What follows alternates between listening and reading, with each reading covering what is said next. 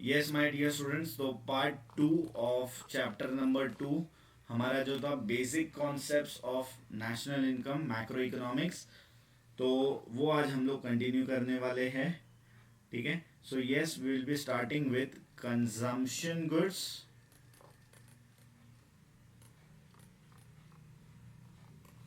And capital goods. क्या है consumption goods and capital goods? Consumption goods refer to those goods जो satisfy करते हैं वांट्स ऑफ कंज्यूमर. किसकी वांट सेटिस्फाई कर रहे हैं? कंज्यूमर की. ठीक है. तो यस, इसको हम आगे और ड्यूरेबल गुड्स मतलब एक बार से ज़्यादा के लिए यूज़ कर सकते हैं. जैसे कि हम घर पे फर्नीचर यूज़ करते हैं, हम घर पे फ्रिज यूज़ करते हैं, हमारे घर पे टीवी होता है, क्लोथ्स होते हैं. क्लोथ्स नहीं बोल सकते ड्यूरेबल, वो सेमी ड्यूरेबल होते हैं. ठीक है. सेकेंड आता है सेमी ड्यूरेबल गुड्स, जो कुछ वक्त तक चलता है, that is called as semi durable goods. ठीक है. क्लोथ्स हो गए, क्रॉकरी हो गए, थोड़े टाइम तक चलेंगे हमारे. ठीक है. तो ये हो गया हमारा सेमी ड्यूरेबल गुड्स. उसके बाद आता है नॉन ड्यूरेबल गुड्स, जैसे कि हम फूड ग्रेन, ब्रेड, मिल्क ये सब खाते हैं. तो ये नॉन ड्यूरेबल है, एक बार कंज्यूम कर लिया फिर ख़त्म. हाँ, एक बार जो कंज्यूम कर लिया आपने, उसके बाद ख़त्म हो जाता है. तो that is called as non durable goods. ठीक है. एंड फोर्थ जो होता है दैट इज सर्विसेज, जैसे कि हम लोग पर्सनली सर्विस जो लेते हैं, बार्बर की सर्विसेज लेते हैं हम. ठीक है. मे बी लॉन्ड्री की सर्विसेज लेते हैं, डॉक्टर की सर्विस लेते हैं, टीचर की सर्विस लेते हैं. So all this things come under services. ठीक है. अभी हम लोग देखते हैं कैपिटल गुड्स. क्या है अभी? Capital goods. So capital goods वो होते हैं जो फाइनल गुड्स है but which help in production. किसके लिए हेल्प करते हैं? They are final goods, yes, लेकिन वो हेल्प करते हैं प्रोडक्शन में हमें. So they are those final goods which help in production of other goods and services. ठीक है. सो यस, पहला point, they are use for some productive purpose. उसमें से कुछ प्रोडक्शन करने के लिए काम में आता है हमको. ठीक है. They are use for some productive purpose. Second, वो अपनी उसको प्रोडक्शन करने से अपनी आइडेंटिटी लूज नहीं करते. जैसे कि मशीन होता है, तो मशीन हम लोग जब यूज़ करते हैं तो थोड़ी उससे मशीन का शेप चेंज हो जाता है. ठीक है. आइडेंटिटी लूज नहीं हो रहा है उससे. ठीक है. थर्ड पॉइंट होता है इसका replacement over the period of time होता है. तुरंत रिप्लेसमेंट नहीं करना पड़ता है, रिप्लेसमेंट लॉन्गर टाइम के बाद होता है. ठीक है. फोर्थ होता है इसका जो डिमांड है वो डायरेक्ट डिमांड. देखो, बिना मतलब कि मैं मशीन लेके क्या करूँगा, गुड्स का डिमांड होगा तो वो प्रोड्यूस करने के लिए मैं मशीन डिमांड करूँगा, राइट. उसके बाद फिफ्थ होता है वो ड्यूरेबल होता है. Yes, of course it is durable, longer period of time तक हम लोग ये यूज़ कर सकते हैं. ठीक है. चलो आगे हम लोग नेक्स्ट टॉपिक शुरू करते हैं, दैट इज ग्रॉस इन्वेस्टमेंट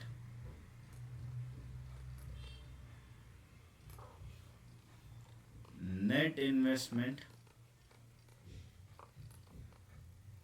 और ये दोनों के लिए एक चीज़ हमें बहुत इंपॉर्टेंट जाननी है, दैट इज डेप्रीसिएशन. देखो, जो कैपिटल गुड्स के बारे में अभी हम लोग ने पढ़ा, वो कैपिटल जैसे जैसे हम लोग यूज़ करते जाते हैं तो उसकी जो वैल्यू है वो कम होती है. तो वो एवरी ईयर जो वैल्यू कम हो रहा है that is called as depreciation. जो कैपिटल गुड्स में इन्वेस्टमेंट किया वो हमारा इन्वेस्टमेंट था, ग्रॉस इन्वेस्टमेंट था. अभी क्या हो गया, वो गुड्स जैसे जैसे हम लोग ने यूज़ किया तो उसका वैल्यू कम हो रहा है, मतलब डेप्रीसिएशन लग रहा है. तो ये जो ग्रॉस इन्वेस्टमेंट है उसमें से डेप्रीसिएशन माइनस करने के बाद हमको जो मिलता है that is called as net investment. क्या कहते हैं उसको हम लोग? Net investment. So yes, net investment is equals to gross investment minus depreciation. ठीक है. उसमें से क्या हम लोग माइनस करते हैं? डेप्रीसिएशन. इन्वेस्टमेंट और capital formation refers to addition to the capital stock, मतलब उतना कैपिटल गुड्स ज़्यादा लिए हम लोग ने, ठीक है, building, purchase of machinery, inventory of goods, ठीक है, ये सारा हमारा इन्वेस्टमेंट है। Gross investment is the addition to the stock of capital जो एडिशनल हुआ है विदाउट मेकिंग, ठीक है, या before making allowance for depreciation. तो ये जो डेप्रिसिएशन कट करने से पहले यहाँ पे हमारा था, that was gross investment. After making allowance for depreciation हमको जो मिलता है that is my net investment. क्या होता है वो हमारा नेट इन्वेस्टमेंट। तो डेप्रिसिएशन क्यों होता है, ये जो मैंने डेप्रिसिएशन बताया उसकी तीन चीज़ें होती है। एक होता है पैसेज ऑफ टाइम, टाइम जा रहा है तो धीरे धीरे टाइम के साथ वो चीज़ की वैल्यू कम हो जाती है, ठीक है।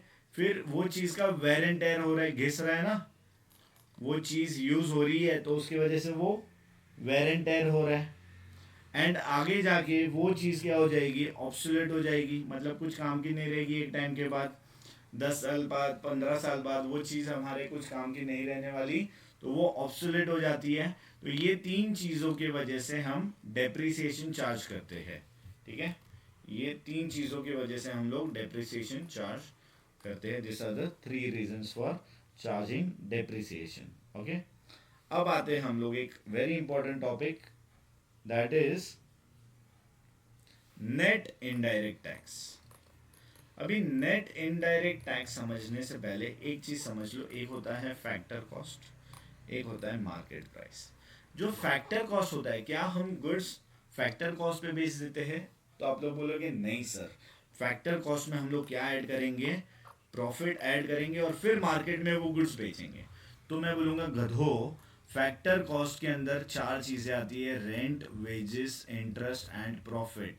तो तुम्हारा प्रॉफिट तो ऑलरेडी फैक्टर कॉस्ट में इंक्लूडेड है। तो क्या तुम अब भी कहोगे कि सर फैक्टर कॉस्ट पे ही बेच देंगे हम लोग, मार्केट प्राइस और फैक्टर कॉस्ट दोनों सेम ही होगा हमारा, क्या तुम ऐसा कहना चाहते हो? तो नहीं दोस्त, फैक्टर कॉस्ट में तुम्हारा रेंट, वेजेस, इंटरेस्ट, प्रॉफिट तो है, लेकिन गवर्नमेंट तुमको बोलती है ना मुन्ना ना, 100 रुपए के गुड्स तुम 100 रुपए में नहीं बेच सकते हैं, उस पर हमको ऐड करना होगा direct tax, that is your GST. कितना ऐड करोगे? सपोज 18 रुपए, कितना? जीएसटी 18 रुपीज आपने ऐड कर दिया। उसके बाद गवर्नमेंट बोलती है अरे बेचारे गरीबों को जरूरत है मेरे जैसे, हाँ एक काम करो जय, उसके ऊपर है ना तुम वो 100 रुपए के गुड्स 80 रुपीज में बेचो। कितने में बेचना है? 80 रुपीज अगर मार्केट प्राइस रखना है, तो गवर्नमेंट ने बोला 20 रुपया हम आपको क्या देंगे, सब्सिडी देंगे। क्या देंगे? सब्सिडी।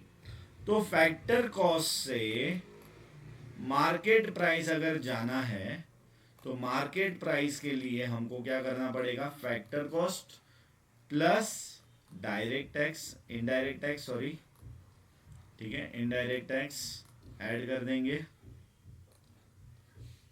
एक सेकंड रुक जाओ, हाँ यहाँ पे plus indirect tax minus subsidy कर देंगे हम लोग, तो हमको क्या मिलेगा, मार्केट प्राइस मिलेगा। क्या मिलेगा?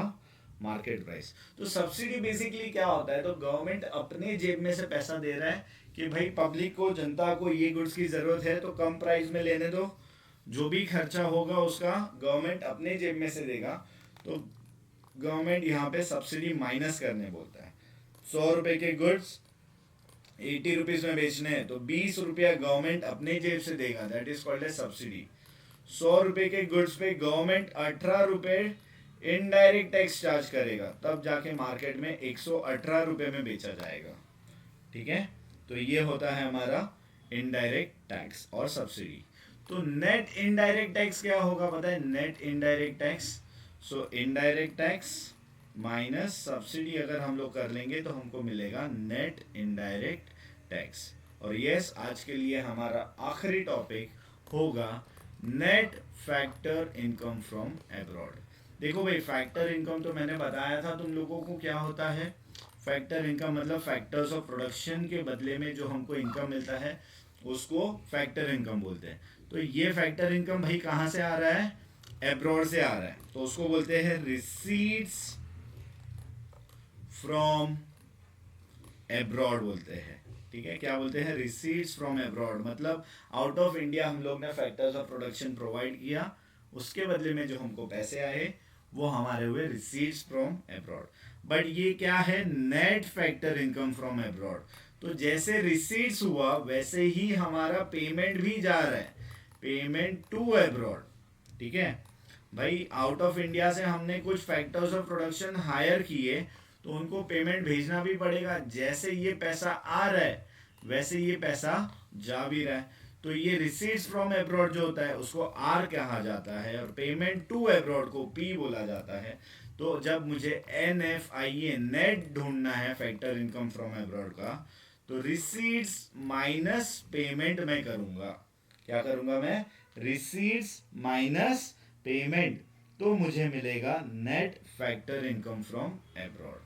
तो सपोज अगर मैं 100 रुपया आउट ऑफ इंडिया से कमा रहा हूँ और 40 रुपया आउट ऑफ इंडिया पेमेंट कर रहा हूँ, तो 100 माइनस 40, तो मुझे आउट ऑफ इंडिया से कितना इनकम मिला, मोटा मोटा 60 रुपया मैं आउट ऑफ इंडिया से net factor income from abroad कमा रहा हूँ। लेकिन उसके जगह पे अगर मैं 100 रुपये आउट ऑफ इंडिया से आ रहे हैं और 120 रुपये आउट ऑफ इंडिया जा रहे हैं, तो 100 माइनस 120, तो मुझे आउट ऑफ इंडिया से पैसे जितने आ रहे हैं उससे ज़्यादा तो पैसे जा रहे हैं। तो मेरा जो NFIA होगा वो -20 होगा। तो yes, your NFIA can be in negative as well. आपका NFIA नेगेटिव में भी हो सकता है। ठीक है, so yes my dear students, इसी के साथ हमारा ये चैप्टर यहाँ पे ख़त्म होता है। अगर आपको वीडियो अच्छी लगी हो तो लाइक करो, शेयर करो और सब्सक्राइब करो। Thank you so much my dear students.